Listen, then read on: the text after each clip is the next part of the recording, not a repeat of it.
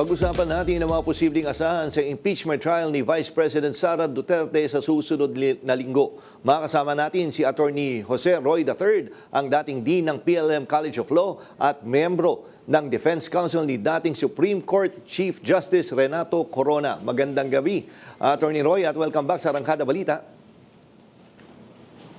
Good evening, Jack. Good evening, Ninya. Kamusta kayo? Good evening, mga kababayan. Yes, sir. Salamat sa time. Lagi kayong available dito sa Arangkada Balita. Sir, unahin ko na po ito. Ano po ang nakikita nyo mangyayari pag hindi buksan o isampina ang BIR box ni Vice President Sara Duterte at ng kanyang asawa si Attorney Mans Carpio? Ano yung magiging Alam mo, Jack, mahirap mag-speculate dahil hindi naman natin alam kung anong nilalaman nun. Pero kung naalala mo, napagdaanan na natin yung sitwasyon na parang ganyan nung panahon ni Vice President, ni dating Presidente Erap. Sa kanyang impeachment, hindi ba? Meron yung envelope na sinasabi na nagkaroon ng diskusyon. Eh, nung natapos na, nung binuksan yung envelope, wala rin palang laman na mahalaga. Oo nga po. So, ano pa yung gusto nilang palabasin doon income tax return? Siguro gusto lang pakita ng prosecution.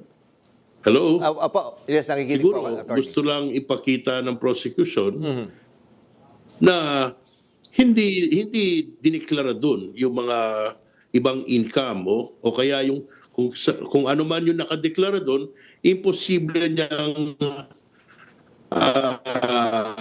matakpan yung sinasabing napakaraming lalaki na amounts.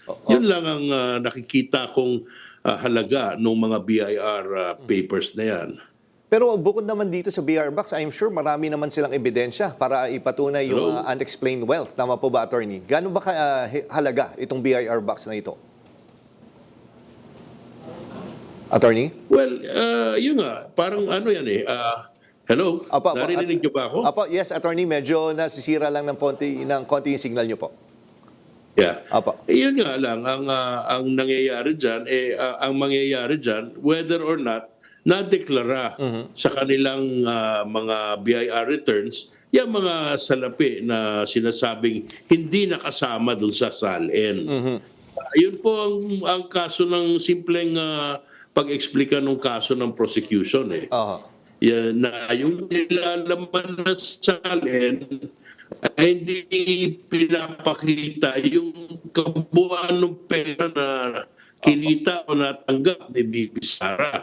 Ang BIR documents, magpapakita na ito nga ay binayaran ng buwis o nakapasok doon yung mga salapi na yan na hindi kasama sa SALN. Ngayon, pag ang kinalalabasan nun na yung BIR documents kay kaparehas lamang nung laman ng SALN, magkakaroon ngayon ng question kung may mapatunayan na iba pang salapi na pumasok sa kanilang mga bank accounts o mapatunayan na natanggap nila. And Attorney, nakikita nyo ba na pwedeng maulit yung katulad yung senaryo ng EDSA 2? Kung matatanda natin, yung naging mitya o nag-trigger ng EDSA 2 ay yung envelope nga doon sa Jose Pidal account. At nakikita nyo ba na pwedeng mangyari ito pag hindi mabuksan itong BIR box na ito? Or ibang situation po ito? Siguro wala pa tayo doon. Hindi pa tayo, wala pa tayo sa panahon na yun. Pero siyempre, hindi natin malaman kung paano magiging reaksyon ng publiko, no? Ang mahalaga doon siguro, kung sakaling hindi payagan yung pagbukas ng ng BIR box niyan, which I doubt, palagay ko dapat yan payagan eh. Dapat yan kayang iutos ng impeachment court. Pero anyway, kung sakaling hindi mangyari yun, na sobrang dami salapi ang napunta sa mag-asawa. So, kung talagang ang sinasabi yata nila, mahigit 4 na bilyon. Ang laking nun komparado sa, I think yung total na dapat na kinita niya hanggang 88 million lang yata sa sweldo. Opo.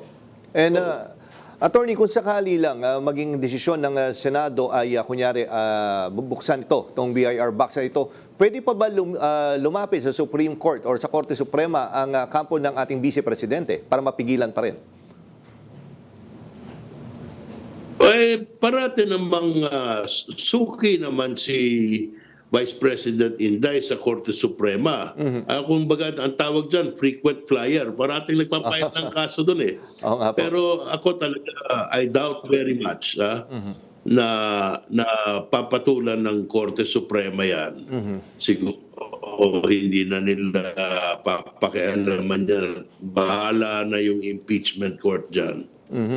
May iba lang ako, Attorney Roy, no? May mga abogado kami na-interview at parang pinuna nila yung tungkol daw dito sa mga statement ng Maleta Boys na sinasabi gagamitin ng ombudsman. May mga nagsabi na abogado na parang naging selective sila kasi ang sinabi ng Office of the Ombudsman with regards dun kay Zaldico at kay former Speaker Martin Romualdez ay pwedeng magamit yung affidavit pero yung iba ay hindi nila masasabi yung credibility nito. Ano po yung reaction nyo dito? Alam mo, Jack, ako talaga nagugulat dyan sa balita na yan eh. Napakatagal ng gas at napahindihan na yan at nawala na ng kredibilidad yung mga Maleta Boys na yan. Kung naalala mo, pabago-bago pinapangalanan nila. May kasama Pampare, meron pa dati si Lauren Legarda, si Congresswoman Laila de Lima, di ba? Pero naalala ko kasi, meron dating intelligence report na binalita na ito'y isang destabilization plan. Na ngayon, pinag-iisipan ko, parang yun nga ang katotohanan. Wala na itong tinuro kung hindi mga kaalyado ng administrasyon.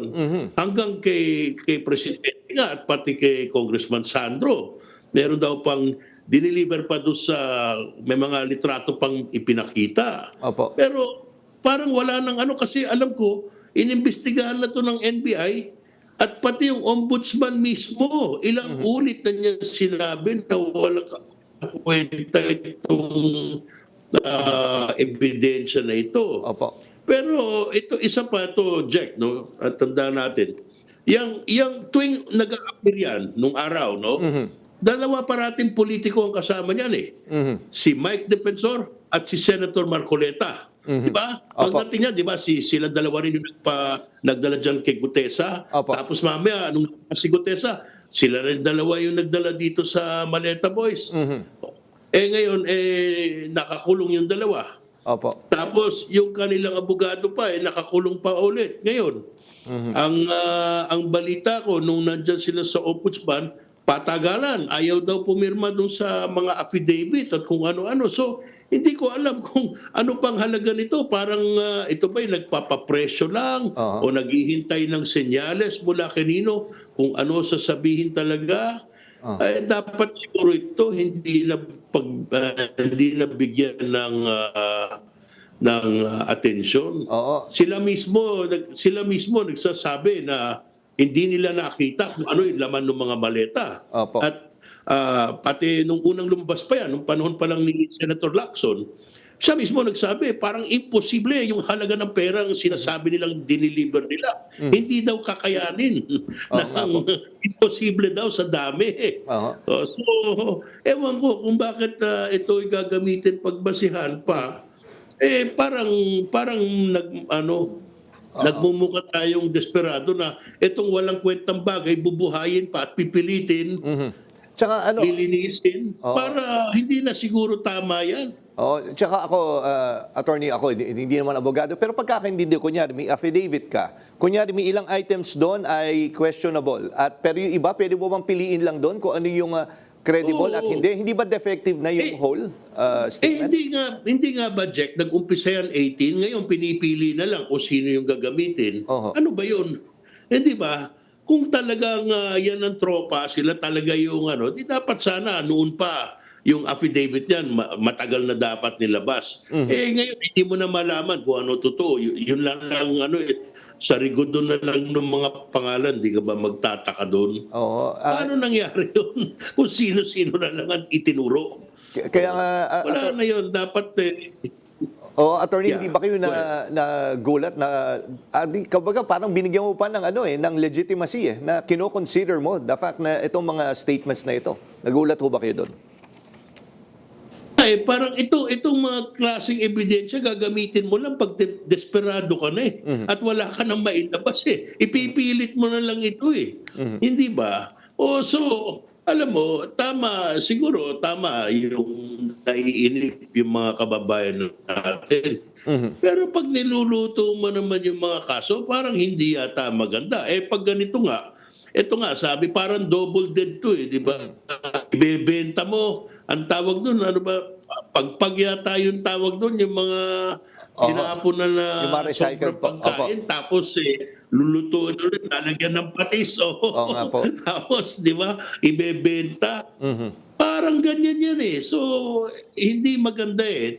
Pag umabot na yung investigador sa puntong ito, Aha. na yung mga testigo walang kakwenta-kwenta at yung mga pinagsasalaysay nito ay matagal nang hindi na pinaniniwalaan. Tapos ipipilit pang gamitin. Ayan, takda na yan ng mga kasong pinipilit. Aha. Hindi na dapat ganun. Opo, huling tanong na lang po, Attorney. Although ito, kinasuhan na ng marami na, nagpatong-patong na kasong cyber libel na ang ikinaso sa mga 18 Maleta Boys nito. Pero tingin nyo, hindi dapat tumitigil sa 18 Maleta Boys at sa kanilang abogado. Pero kundi pati dun sa mga nasa likod nito ay dapat kasuhan din?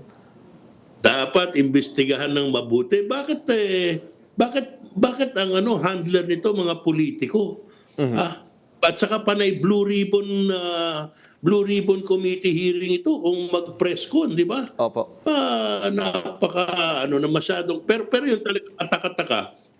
Wala tong tinukoy kung hindi yung mga kaalyado ng administrasyon o yung pag nahalatang hindi ka na kaalyado sa administrasyon, hindi ka na kasama doon sa tinutukoy. O di pinababagsak nito. Oo nga po. Kung matatandaan nga rin, nagpakita pa siya ng litrato ni Senator Kiko Pangilinan. Pero biglang sinabi...